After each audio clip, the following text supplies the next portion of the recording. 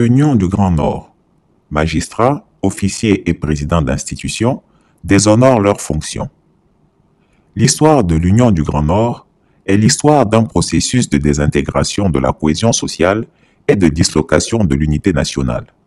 Les initiateurs de ce regroupement tribalo-ethnique font mine de s'intéresser au développement des régions du Nord au détriment des autres régions de Côte d'Ivoire. Mais il y a pire.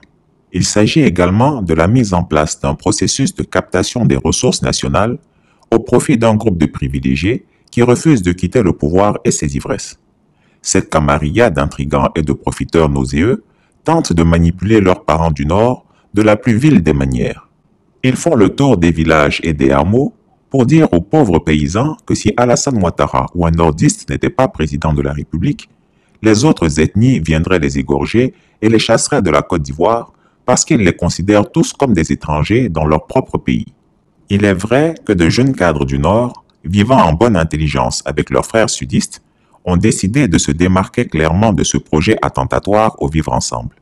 C'est d'ailleurs à juste titre que les cadres du Sud ont détourné le slogan « Vivre ensemble » du RDR en « Vivre ensemble chez les autres ».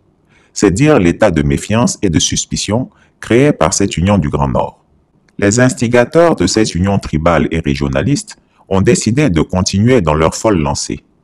Ainsi, dans le cadre des préparatifs de leur Assemblée générale constitutive, prévue les 12 et 13 novembre 2021 à Korogo, ils ont écrit à tous les cadres du Nord pour réclamer leur contribution financière à l'organisation de cet événement.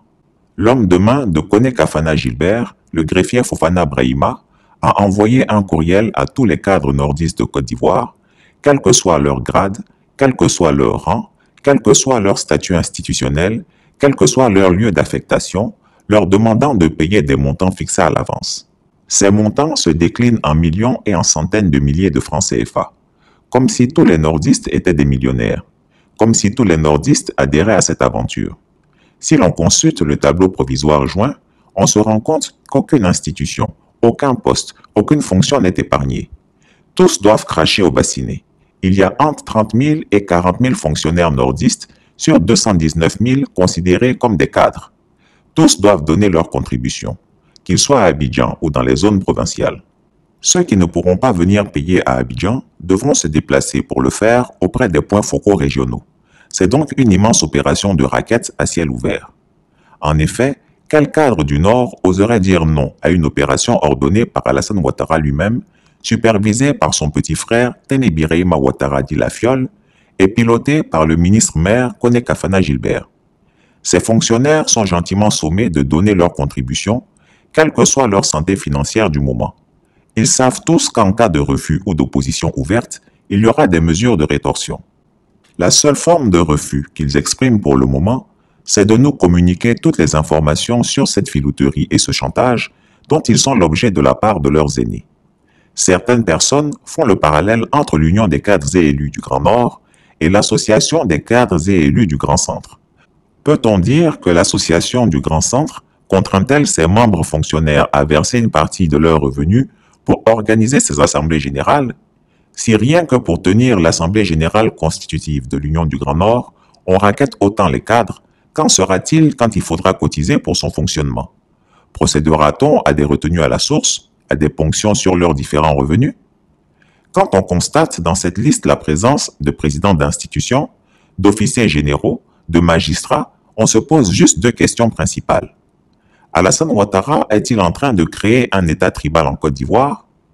Comment des personnalités censées être neutres, apolitiques, impartiales, peuvent être membres d'une association tribale et ethnique dirigée visiblement contre les membres des autres ethnies de leur pays? Prenons le cas du président du Conseil constitutionnel, M. Kone Mamadou. Ce haut magistrat, censé incarner la probité, la droiture et l'impartialité, a-t-il le droit moral d'être membre d'une association qui fait la promotion d'une région, d'un groupe culturel, social et linguistique particulier? Serait-ce à dire que pour lui, son ethnie, sa région sont supérieures aux autres? Idem pour Mme Chantal Nanaba Camara, présidente de la Cour de cassation, l'une des 3 juridictions suprêmes de notre pays. Peut-elle exercer cette fonction en toute impartialité quand elle est membre d'une association censée faire la promotion de sa région et des cadres rattachés à celle-ci?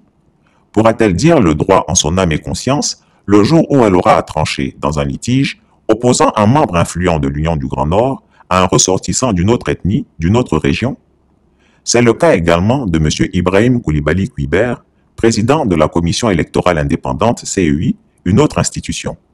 Cet homme, qui est magistrat de profession, peut-il trancher honnêtement et loyalement dans un conflit électoral opposant plusieurs partis, parmi lesquels se trouve un membre de l'Union du Grand Nord? Est-ce vraiment une coïncidence si toutes ces personnalités ont été nommées à leurs différentes fonctions par Alassane Ouattara, peu de temps avant l'élection présidentielle d'octobre 2020? Laquelle élection avait vu sa candidature à un troisième mandat acceptée comme légale par Koné Mamadou et sa réélection à 94,27%, proclamée par Ibrahim Koulibaly Kuiber et entérinée par Koné Mamadou? Le général Youssouf Kouyaté, DG de la police nationale de Côte d'Ivoire, est membre de cette union tribale et a même contribué au financement de son assemblée générale. Youssouf Kouyaté peut-il être juste et impartial dans ses fonctions d'application neutre de la loi, de la lutte contre la délinquance et la criminalité? Peut-il refuser d'octroyer un service à un membre de son association qui viendrait à lui demander une faveur illégale? Mettra-t-il aux arrêts, sans état d'âme, des malfaiteurs et corrupteurs du Nord, membres de cette UGN? En vérité, ce qui se cache sous la création de l'Union du Grand Nord est la mise en place d'une mafia au sens criminel du terme. Une mafia est un regroupement de personnes unies par des intérêts communs, évoluant en cercle fermé à toute personne non membre de leur clan ou de leur famille et évoluant sous l'autorité d'un capo dei capi, chef de tous les chefs ou le parrain des parrains, Alassane Ouattara. Le but de cette mafia, c'est d'étendre son contrôle politique, financier et sécuritaire sur la Côte d'Ivoire et ses habitants, afin d'écarter si possible par la violence tous les rivaux. Comme toutes les mafias, elle prend ses racines dans la famille, dans le clan, dans la région. Les petits fonctionnaires sans grade et sans réel pouvoir sont les ouvriers de cette mafia. Ils sont tenus partout où ils sont de défendre et de faire la promotion de leur famille mafieuse sans le dire ouvertement. Comme dans toutes les mafias, il y a des récompenses et des punitions. Les plus zélés recevront des récompenses du capo dei capi. Ces récompenses peuvent être des nominations à des postes élevés, l'accès à des marchés publics ou le contrôle de secteurs entiers de l'économie nationale. Les punitions pour les récalcitrants peuvent être des rétrogradations, des mutations-sanctions, l'impossibilité d'avoir accès à des postes supérieurs, l'accès impossible aux marchés publics ou le non-paiement de leurs factures de prestation de services simplement pour les soumettre. Quand on voit des présidents d'institutions, des hauts magistrats, des officiers généraux s'associer à la mise en place de cette entreprise criminelle, d'essence tribaliste et régionaliste, on peut affirmer avec dégoût qu'ils déshonorent leurs fonctions.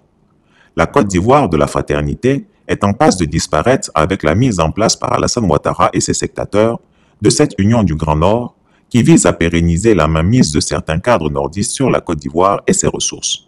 Chris Yapi ne ment pas. Retrouvez Chris Yapi sur ses deux chaînes YouTube, sa chaîne Dailymotion, Instagram et VK.